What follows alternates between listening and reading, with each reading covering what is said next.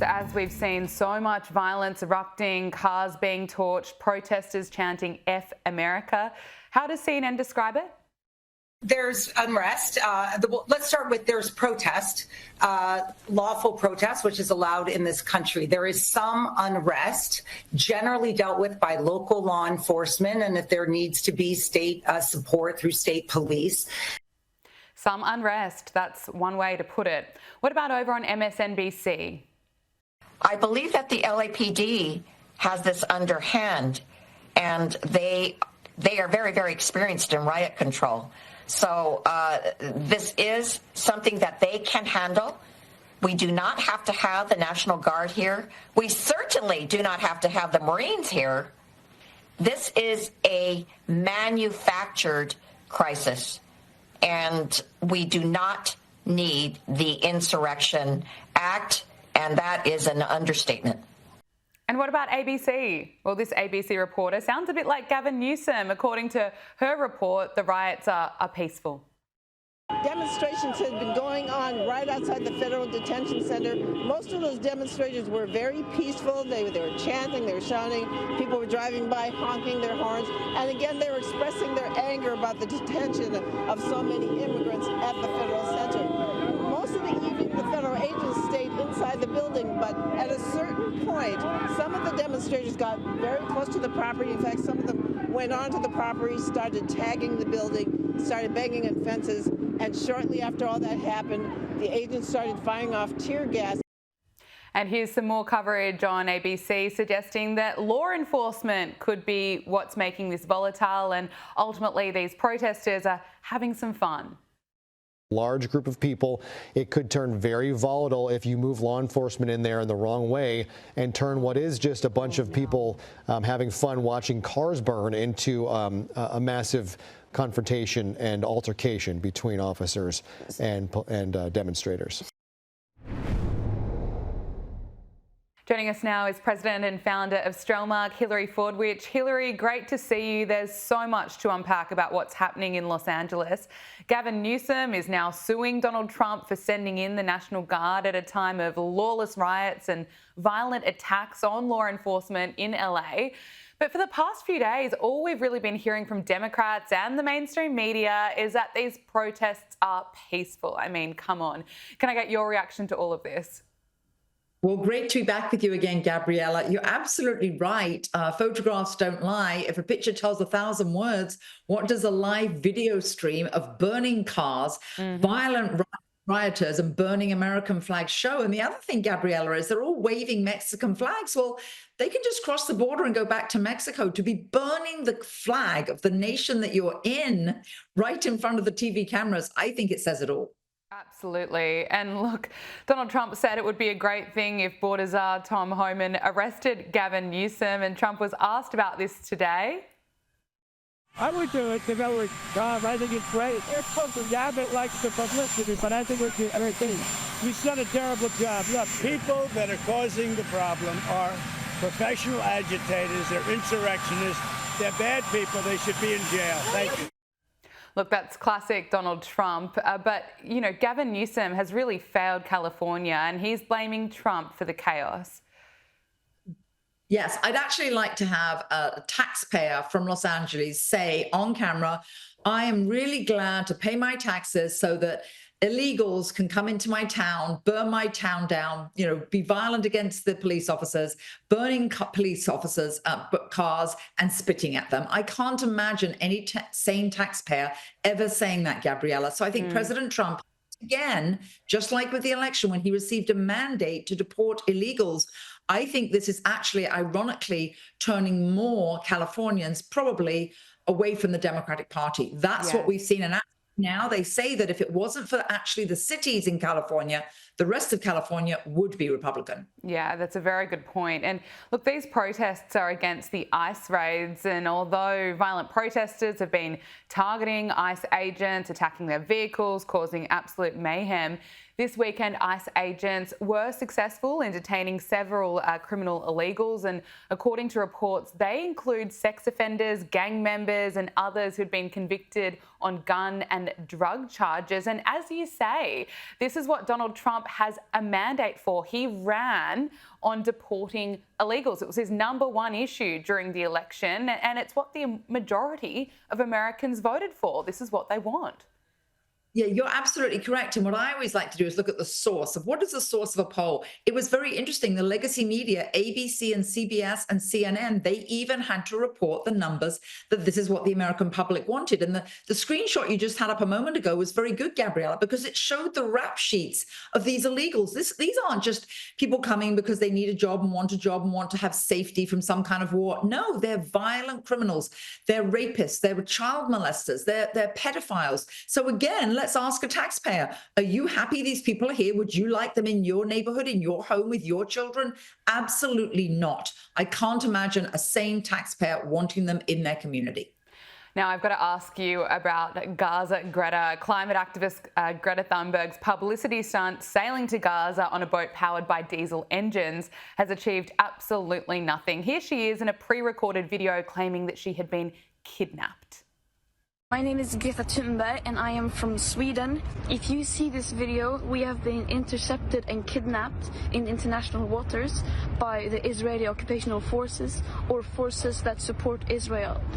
I urge all my friends, family and comrades to put pressure on the Swedish government to release me and the others as soon as possible.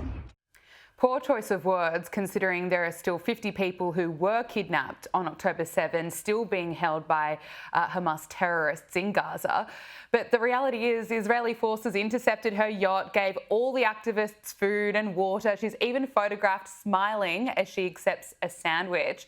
They've been taken back to Israel, and it's been revealed today that Greta Thunberg and the other activists refused to watch a video which actually shows the atrocities committed by Hamas on October 7. It's a video that I've seen and it's absolutely horrific. It shows Israelis, innocent people being killed, women being raped. It's horrific, but it's no surprise that Greta Thunberg just doesn't want to see it. She doesn't seem to care about what happened to Israelis on October 7. But Donald Trump was asked about Greta Thunberg, and this is what he had to say.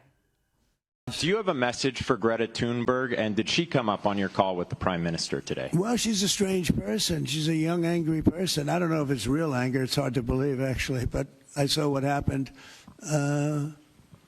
She's certainly different. Anger management. I think she has to go to an anger management class. That's my primary recommendation for her. Was she kidnapped by Israel, as she says? Was she kidnapped? I find it. I think Israel has enough problems without kidnapping Greta Thunberg. And secondly, are you going to Is that what she said? She was kidnapped by Israel? Yes. Anger management, he's not wrong. But, you know, Greta's yacht was carrying less than a single truckload of aid. And to put that into perspective, more than 1,200 aid trucks have entered Gaza from Israel within the past 2 weeks. This whole thing was just a big publicity stunt, and she's failed. Yes, absolutely. And on that note, I think the Israeli government actually had a very good term for it. They called it the selfie. They said the selfie yacht. Yeah, the selfie yacht. The show is over, is what they said. I thought it was very well chosen words, very succinct, and said it all. Also, you referred to her with her smiling face. Yes, actually, the Israelis provided sandwiches and water to all of them. No, they weren't kidnapped. That was a pre-recorded video she made. So you're absolutely right. I think this is abhorrent, and particularly that she refused to watch the video. That was the 45-minute video that many journalists, such as yourself, many have seen. Defense minister in Israel said before they're allowed to go back to Sweden, they should watch this video. The fact that she refused, like you made the point, does she absolutely not care about reality? And last but not least, what about her dire concerns about the environment? What was the carbon footprint? of this trip, and what about that? So that's actually, I suppose, been solved all of a sudden. Yeah, isn't that funny? All of a sudden she doesn't care about that. Look, there's been so much news around, but it was actually just only a few days ago, it's hard to believe this, that the president and the world's wealthiest man, Elon Musk, were fighting like cats and dogs. Now, it appears as though Elon Musk is trying to make an effort to really smooth things over. He's deleted that tweet linking Trump to the Epstein files, and he's now been resharing the president's posts on X showing support for Donald Trump's handling of the anti-ICE riots in LA. He's also been sharing JD Vance's posts. So what are your thoughts on this? Is this Elon Musk, I suppose, sucking back up to the president? And do you think that this relationship can be repaired? Well, we'll put it this way. For the good of America, I really hope so. I think it's a great pity they had a falling out. There was a time there, you talked about fighting like cats and dogs, and I thought it was like two little schoolboys actually in the playground throwing stones at each other. I will say, actually, though, not that this was planned, obviously it wasn't, but if it was, there wasn't a way really to do two things, unintended consequences, Gabriella. Number one, Elon Musk actually made Trump take the high road. He looked far more professional, far more sane. I think he had great appeal to many people in America because most people would have expected him to get down in the mud. He didn't. He took the high road. That's number one. Number two, it actually, Gabriella, made a number of Republicans that were on the fence about the big, beautiful bill that he initially criticized. It brought them together, and it's made the few Republicans sort of rally around President Trump. So unintended consequences that have actually ended up being rather good. As for their relationship, I do predict eventually, unlike other relationships like Prince Harry and King Charles, I do think there is a chance for this to be repaired because it's in their mutual best interest, economically. Yeah, I agree with you. They are both patriots. I think a lot of Americans would like to see that relationship repair. But it's interesting watching this play out. So many Democrats were so fearful of their relationship, thinking that Elon Musk, had too much influence over President Trump, and he has proved them all wrong. That he is, of course, in charge and he cannot be bought. I have to ask you about this story. A Chinese national has been arrested and charged for allegedly trying to smuggle biological materials from Wuhan into the US and then lying to federal agents about it. Chong Xuanhan was taken into custody at Detroit Metropolitan Airport after arriving from Shanghai. She's been charged with smuggling goods into the US and making false statements. And she's the third Chinese scientist charged in recent weeks with smuggling illegal biological materials into Michigan. I mean, what more can you tell us? Yes, no, I think this is absolutely ghastly. And actually, it's very scary because this is not the first attempt, Gabriella. She actually, you're right, came from Shanghai and this was sent to the University of Michigan.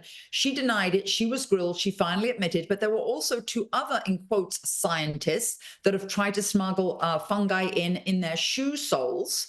So this is not the very first incident. The other thing is, and this is something sort of related that President Trump has been putting his foot down about, is these Chinese that are over here. They don't get to leave China without the approval of the Communist Party, Gabriella. So we know that they're coming here with a mission, and many of them, like these, are coming here with the attempt actually to destroy crops. These fungi were going to be destroying the food supply in the United States, which is a terrifying thought, and I'm really glad they're caught.